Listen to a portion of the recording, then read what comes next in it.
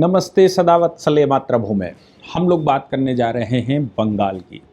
बंगाल की चुनाव को लेकर पिछले 6 महीने से मैं लगातार ऑनरेबल कोर्ट में क्या होता रहा उसको देखकर अपडेट करता रहा। आज भी ऑनरेबल सुप्रीम कोर्ट में एक मामला आया था जिसको सुप्रीम कोर्ट ने खारिज कर दिया है और सुप्रीम कोर्ट ने कहा कि आप कलकत्ता हाई कोर्ट जाइए। मामला कोई विशेष नहीं है। याचिका ये थी कि पोस्ट इलेक्शन वायलेंस बंगाल में हर बार होते हैं, इस बार भी पोस्ट इलेक्शन वायलेंस के लिए वहां पर सेंट्रल फोर्सेस भेजी जाएं। तो सेंट्रल फोर्सेस वहां भेज दीजिए। सुप्रीम कोर्ट ने कहा ये नई सरकार जो वहां पर बनेगी उसकी जिम्मेदारी बनती है, ये एग्जीक्यूटिव की जिम्मेदारी बनती है और ये अगर आपको फिर भी लगता है तो कोलकाता हाई कोर्ट जाइए, हम आपकी मदद नहीं कर सकते। हम जो अगली तारीख है शेड्यूल डेट 12 तारीख या 13 तारीख, हम शेड्यूल डेट पर ही बात करेंगे। यहाँ करके ऑनरेबल जस्टिस बागची और ऑनरेबल जस्टिस सूर्यकांत ने डिसमिस कर दिया। तो ये तो बात हुई कि कोर्ट में आज मामला आया था, कोर्ट ने ये कर दिया। लेकिन अब तो ये तय हो गया है कि पश्चिम बंगाल में भारतीय जनता पार्टी सरकार बना रही है। 60% का आंकड़ा जिसने पार कर लिया हो, और 60% का आंकड़ा का मतलब होता है कि फुल फ्लैश सरकार बनना और किसी के सहयोग की आवश्यकता नहीं है, ना ही किसी प्रकार के तोड़फोड़ की आवश्यकता है। जो लोग अक्सर कहा करते हैं ऑपरेशन लोटस चलेगा, ये ऑपरेशन लोटस तो जनता ने ही चला दिया। अब सवाल ये पैदा होता है कि जब भारतीय जनता पार्टी इतने प्रचंड बहुमत से एकदम स्वीप करके आई हो तो दो प्रकार की बातें सामने समझ में आती, आखिर क्यों, और दूसरी बात कि मुख्यमंत्री कौन। मुख्यमंत्री कौन के लिए हमेशा से ध्यान रखिएगा कि जब सम्राट चौधरी मुख्यमंत्री बने थे तब बाद में लोगों ने कहना शुरू किया कि सम्राट चौधरी के मामले में बिहार के चुनाव के टाइम पर ही अमित शाह जी बताने लगे थे उनके विषय में कि इनको कुछ बड़ा दायित्व मिलने वाला है, ये बड़े भरोसेमंद आदमी हैं, इन पर संगठन को बड़ा नाज है। ऐसी बातें जब अमित शाह जी या मोदी जी करना शुरू करते हैं तो लोग अंदाजा लगाना शुरू करते हैं कि आखिर कौन कौन ऐसे व्यक्ति हैं जो हाईलाइटिंग हैं, ऐसे कौन कौन से व्यक्ति हैं जो कि मुख्यमंत्री बन सकते हैं। उनमें भी क्या कोई नया नाम निकल सकता है जो कि पॉलिटिकल फील्ड में नया ना जाना जाता हो लेकिन पॉलिटिकली स्ट्रांग हो, अमित शाह जी के नज़दीक हो या फिर मोदी जी के नज़दीक हो और संघ के भी नज़दीक हो। ऐसा कोई नाम भी अचानक निकल कर आ सकता है, हम उस पर भी चर्चा करेंगे। और पॉलिटिकल फील्डों के जो नाम दूसरी पार्टी से ही भले ही इधर घूम कर आए हों लेकिन उनमें से कौन कौन संभावित है उस पर भी हम बात करेंगे। लेकिन संभावना एक नाम पर बहुत ज़्यादा है, उसकी चर्चा होनी आवश्यक है। निर्णय तो शाम तक होगा या कल तक होगा। जो भारतीय जनता पार्टी ने कहा है कि भाई वो बैठक करेंगे, बैठक करके विधायक दल का नेता विधायक लोग चुनेंगे और ये वो जो एक प्रक्रिया की बात कही जाती है वो प्रक्रिया वो करेंगे। लेकिन यहाँ पर जीत का कारण देखिए, पिछली बार जब भारतीय जनता पार्टी को 77 सीटें मिली थी तभी भारतीय जनता पार्टी को अंदाजा लग गया था कि अब वो वहाँ सरकार बनाने वाले हैं, अगली बार वो सरकार बना लेंगे। एंटी इनकम्बेंसी के साथ साथ जो फैक्टर चुनाव के होने चाहिए वो दो चुनाव में वो फैक्टर समझ गए थे। कहाँ 3 से सीधे 77। इसका मतलब ये था कि हमार बांग्ला जो नारा भारतीय जनता पार्टी ने दिया, सोनार बांग्ला नारा दिया, वो वहां प्रिवेल किया। हिंदुत्व का नारा कम प्रिवेल किया, सोनार बांग्ला ज़्यादा प्रिवेल किया। यानी कि भारतीय जनता पार्टी को पिछली बार जब वो चुनाव लड़ी थी तो उसको ये था कि श्री राम वहाँ स्थापित हो जाएंगे, लेकिन बंगाल में श्री राम स्थापित नहीं हो पाए। भगवान श्री राम के अलावा अब वहाँ हमारी माँ, हमारी दुर्गा या हमारा क्षेत्रीय, जैसे मैंने कहा था कि उस दिन प्रधानमंत्री जी वहाँ ऐसे एक मंदिर में गए जिस मंदिर में मीट का प्रसाद दिया जाता है। प्रधानमंत्री जी ने सेकंड राउंड उसी पर स्वीप ऑफ कर लिया क्योंकि ममता बनर्जी लगातार ये डरा रही थी कि नहीं वो तो आपका मीट बंद हो जाएगा, आपका लोकल खाना बंद हो जाएगा, आपका विचार बंद हो जाएगा, सोनार बांग्ला हमार बांग्ला से ये विदेशी हो जाएंगे और बाहरी लोग। ये बात भारतीय जनता पार्टी तोड़ने में सफल रही। दूसरी बात यह भी है कि भारतीय जनता पार्टी जो बंगाल में चुनाव लड़ रही थी उस चुनाव में एक और बड़ा फैक्टर था और वो बड़ा फैक्टर था कि लोगों को डर लगता था।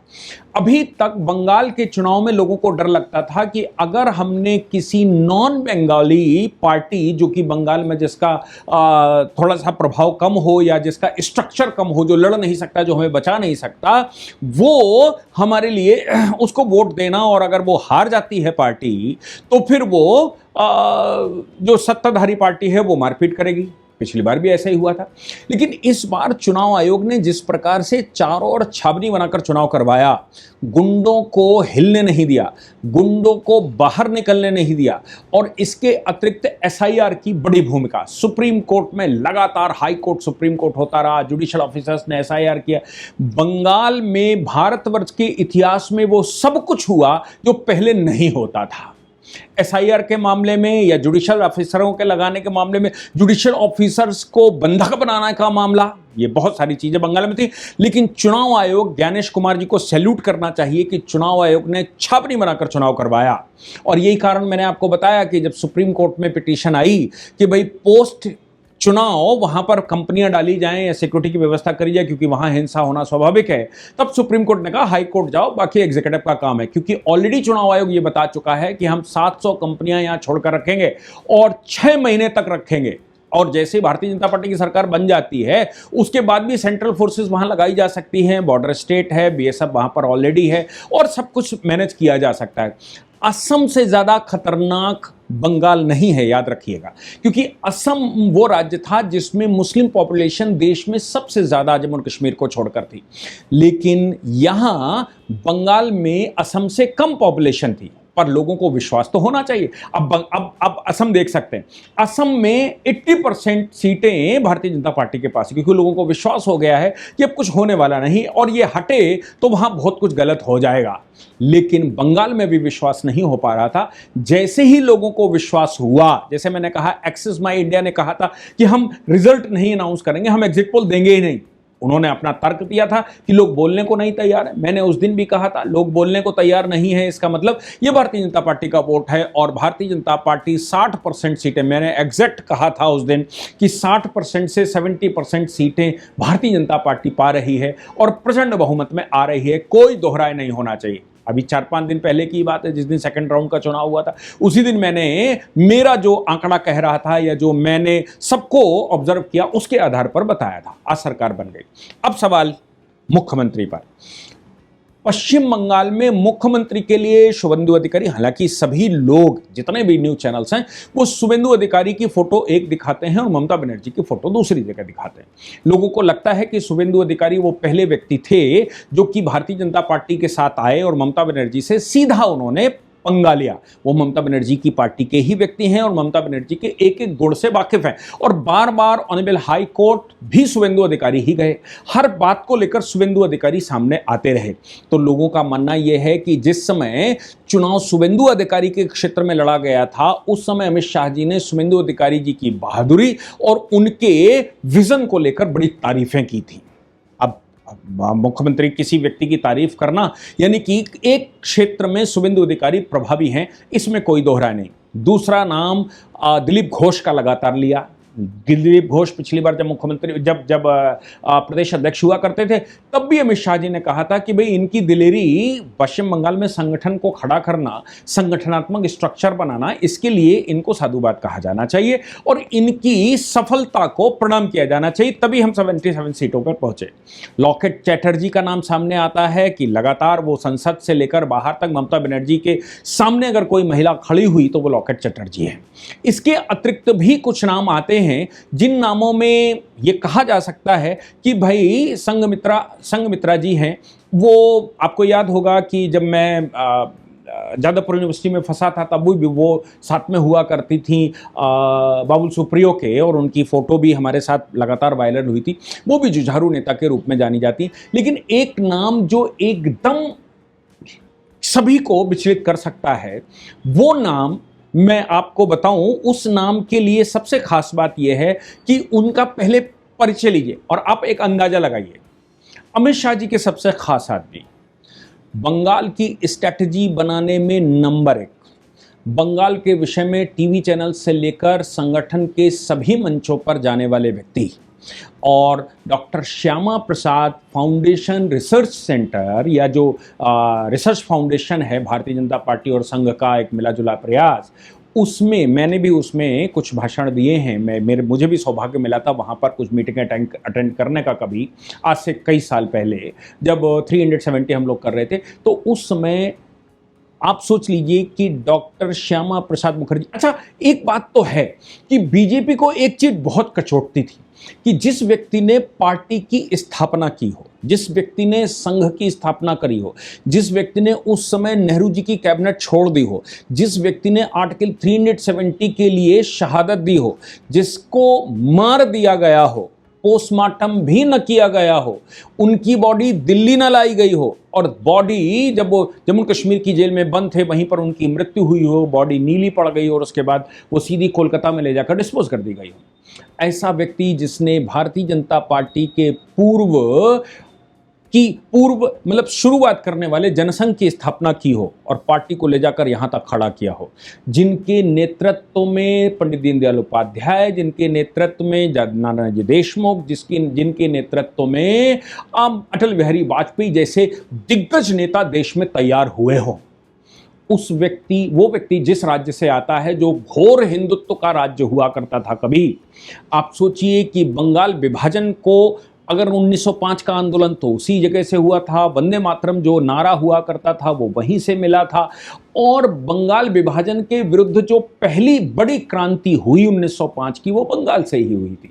और इसके अतिरिक्त बंगाल एक ऐसा प्रदेश रहा है जिसने पाकिस्तान का निर्माण किया। मैं समझता हूं अगर किसी एक प्रांत का नाम लेंगे जिसने पाकिस्तान निर्माण में सबसे बड़ी भूमिका निभाई हो तो वो बंगाल था। और बंगाल में बांग्लादेश की समस्या, बांग्लादेशी प्रवासियों की समस्या, रोहिंग्या, ये सब बंगाल में दिखती है। ऐसे प्रदेश में जिसको श्यामा प्रसाद मुखर्जी ने सींचा हो, वहाँ भारतीय जनता पार्टी की सरकार न बनना, वहाँ भारतीय जनता पार्टी सत्ता में न आ पाए और वहाँ भारतीय जनता पार्टी अपनी जड़ें न जमा पाए, ये अफसोस सभी को रहता है। अब इस पूरे प्रकरण में इतना लंबा समय बंगाल में क्यों लग गया?